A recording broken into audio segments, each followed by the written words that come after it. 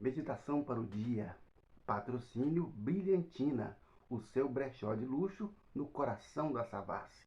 Há mais de 20 anos oferecendo produtos excelentes. Procure lá. Agora falando da nossa meditação para o dia. Michel Foucault, em seu livro Vigiar e Punir, ele inicia a obra descrevendo um ritual de execução pública. Então, os criminosos, os violadores da lei, os rompedores de contratos, os desleais, os adúlteros, sabe o que acontecia com essas pessoas, com esses criminosos? Em praça pública, mediante ampla convocação, eles eram acorrentados a 4 cavalos. Olha que Foucault descreve isso no livro dele Vigiar e Punir, bem no início do primeiro capítulo. Então, com a pessoa viva, um cavalo era preso à corrente em um braço, no outro braço, uma perna e outra perna. E aqueles cavalos eram fustigados para que cada um corresse em uma direção, para que aquela pessoa fosse esquartejada cruelmente em praça pública. O ritual era tão cruel, a penalidade era tão cruel, que despertava compaixão nas pessoas que estavam ao redor. E os agentes da justiça eram vistos como cruéis, ou seja, havia até uma mudança no sentimento da população em relação àquele ato, sabe, aquela execução cruel em praça pública. Ou seja, a intenção deles era: vamos punir em praça pública, para que isso possa desestimular outras pessoas a praticarem também ações ilícitas, a violarem contratos e cometerem crimes. Era isso que acontecia, sabe? Então, essa é a intenção. Só que nós vemos que com o passar dos anos, né, muitos séculos aí se passaram, isso não adiantou. Isso não reduziu a criminalidade, pelo contrário, né? Muitos crimes continuam acontecendo, sabe? E aquela punição em praça pública, ela gerou um efeito diferente, porque em vez de ela desestimular os criminosos a praticarem os crimes, levava esses criminosos a esconder, a fugir, a lutar com todas as suas forças para não serem pegos. Ou seja, escondiam, elaboravam melhor os seus crimes. Então, isso dificultou muito mais o serviço da justiça. Então nós pensamos até onde que, porque é isso que Foucault levanta, né? Onde é que nós queremos de fato punir para resolver? Será que a punição é que resolve? Sabemos que a Bíblia prevê uma punição, mas é o juízo eterno, e ali não tem remédio mais. Mas enquanto isso, o que é que Jesus vem fazendo? Jesus vem salvando, Jesus vem resgatando, Jesus vem trazendo pessoas para si. Jesus sai buscando, sabe, os ladrões, as prostitutas, as piores pessoas, os doentes. Esse médico, ele sai procurando os doentes para trazê-los para si, para tratá-los, para abençoá-los, para restaurá-los, para que eles sejam úteis ali na obra de Deus, onde quer que seja. Sabe, meus queridos, então nós temos que entender isso. Esse é o princípio de Deus. O Senhor quer misericórdia e não sacrifício. Veja só que ao longo da história, foi deflagrada a caça às bruxas. As bruxas foram queimadas em praça pública para que servisse de exemplo. E nós encontramos aí também, ao longo da história, os judeus, lá nos autos de fé. Os judeus, nos autos de fé, eles eram trucidados, eles eram enforcados, eles eram decapitados, eles eram queimados vivos. Tudo isso em nome da religião. Não é em nome de Jesus, não é em nome do Evangelho, não é em nome do amor, não é em nome da verdade.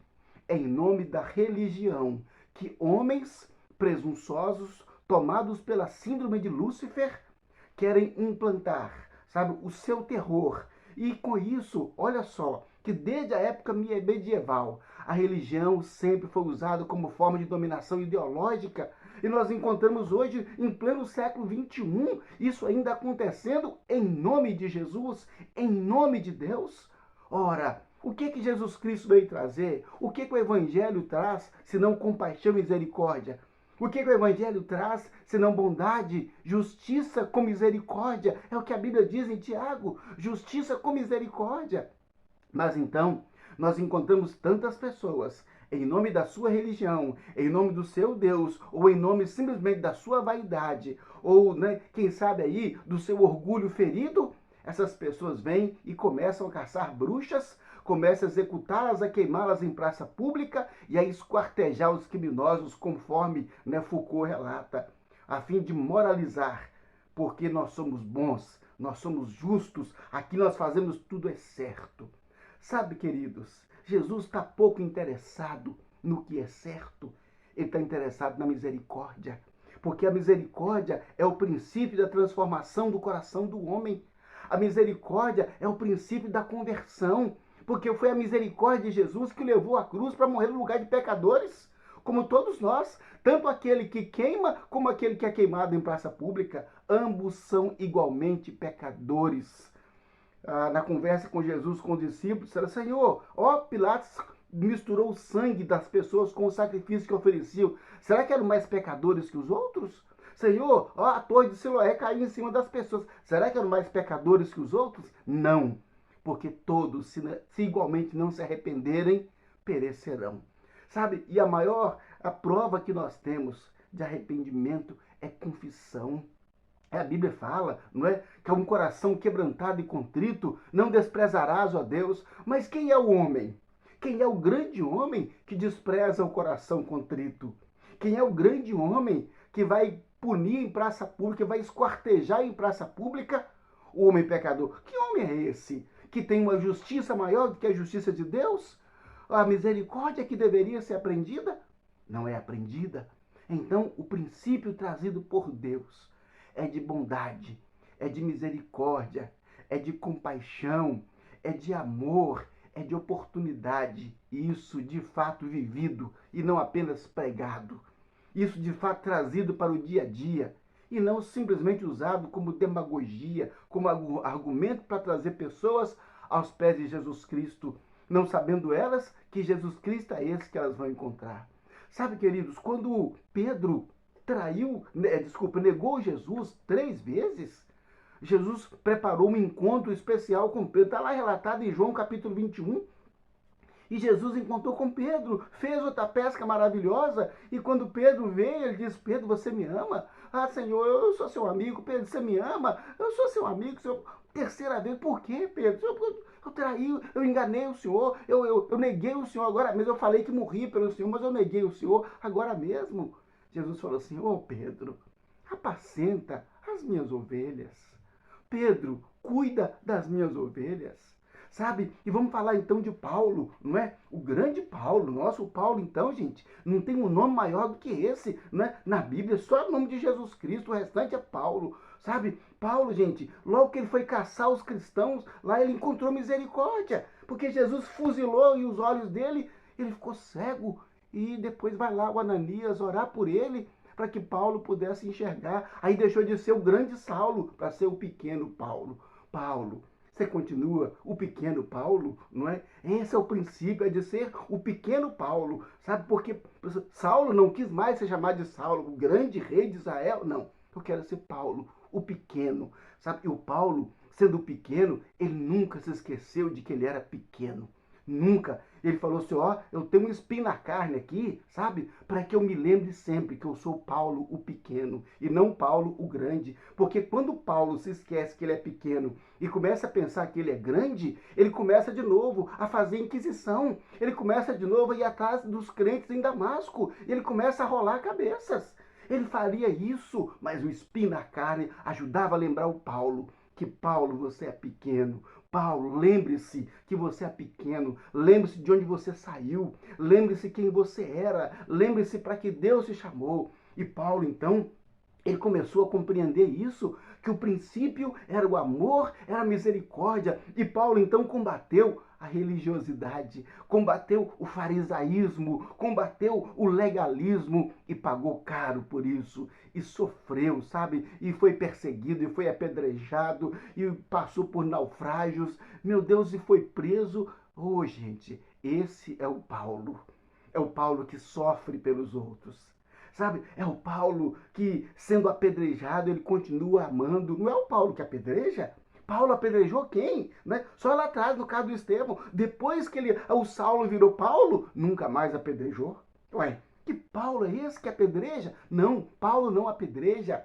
Paulo ama, se sacrifica e foi até o último dia da vida dele dizendo: olha, eu quero salvar alguns. Eu quero salvar um pouco mais. Eu quero salvar mais esse, mais aquele. Eu faço de tudo para que de alguma forma possa salvar mais alguns. Esse é o Paulo, o pequeno.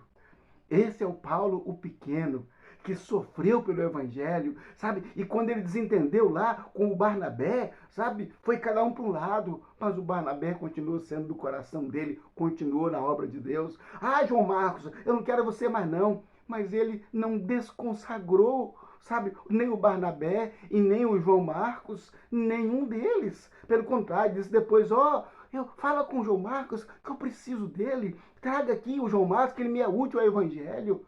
Ele não falou assim: João Marcos, você agora está desconsagrado, porque eu sou o grande Paulo que desconsagra as pessoas. Porque não é Deus que consagra, não. É eu que consagro. Eu consagro, então eu desconsagro, porque eu sou o grande Paulo. Não, Paulo era pequeno. Ele era humilde. Ele não desconsagrou ninguém. Pelo contrário, ele lutou. Ele fez tudo para salvar mais alguns, para trazer mais alguns. Ah, mas quando o João Marcos foi embora, feriu o orgulho dele. E o Barnabé, e olha lá, o Barnabé, por que você vai levar o João Marcos com você?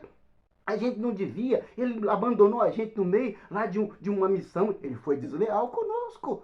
Olha, João Marcos foi leal conosco. O que nós vamos fazer com esse João Marcos, então? Vamos execrá-lo? Não é? Ah, João Marcos, você não vai ser mais evangelista, você não vai ser mais pregador, você não vai ser mais líder, porque você, João Marcos, nos abandonou. Você foi desleal conosco, João Marcos. Você não pode fazer isso, não. Foi isso que Paulo fez? Não, não foi isso. Sabe, Paulo sabia que ele era só um instrumento, só uma peça, e uma peça pequena no imenso tabuleiro do universo, onde vidas são jogadas todos os dias. Sabe, Paulo sabia disso.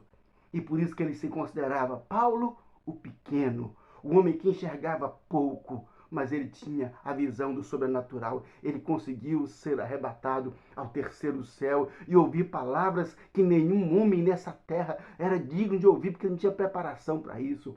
Mas o pequeno Paulo, ele ouvia a Deus no terceiro céu. O problema dos homens se tornarem grandes demais é que eles começam a ouvir a sua própria mente, a sua própria vaidade, o seu próprio coração, e esquece da misericórdia, da compaixão, e deixa o ódio, deixa a raiva aflorar, de tal maneira que todos percebem que Paulo é esse. Que Paulo é esse? Será que é o Paulo que foi apedrejado lá em Corinto? Que Paulo é esse? Não, esse é o Paulo que apedreja, esse é o Paulo que joga pedra na adúltera, esse é o Paulo que esquarteja em praça pública, esse é o Paulo que queima as bruxas, esse é o Paulo que faz tudo em nome do Evangelho, porque ele ama Jesus Cristo salvou. Paulo, Paulo, por que me persegues?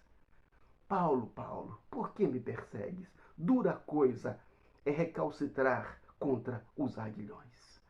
Tiago, então, ele fala que o juízo será sem misericórdia para aquele que não usou de misericórdia, porque a misericórdia triunfa sobre o juízo.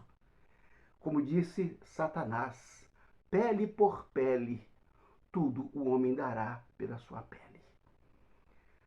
Que Deus tenha misericórdia de todos nós. Paulos, somos Paulos. Muitas vezes somos os Paulos. Mas sejamos o Paulo que morre pelo Evangelho, o Paulo que abençoa, o Paulo que dá oportunidade, o Paulo que levanta o caído, o Paulo que é humilde. Não é só o Paulo que se faz de humilde, é o Paulo que é humilde. É o Paulo que lembra, que tem que lembrar que um dia Deus fez algo extraordinário, para que ele continuasse fazendo coisas extraordinárias e não se perdesse na loucura de Nabucodonosor, de olhar o seu grande reino e fazer: olha, tudo isso aqui eu construí, eu tenho que zelar por isso. O reino é de Deus, tudo é de Deus. E vem um sopro, uma pedra rola e todos os reinos se desfazem. só o reino de Deus permanece. Misericórdia quero e não sacrifício.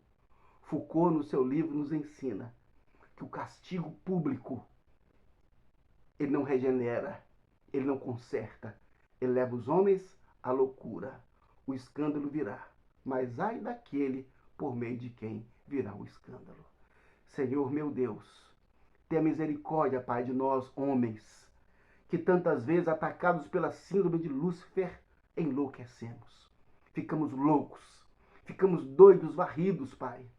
Perdemos a noção. Perdemos, ó Deus, a noção de quem nós somos, de quem é o Senhor.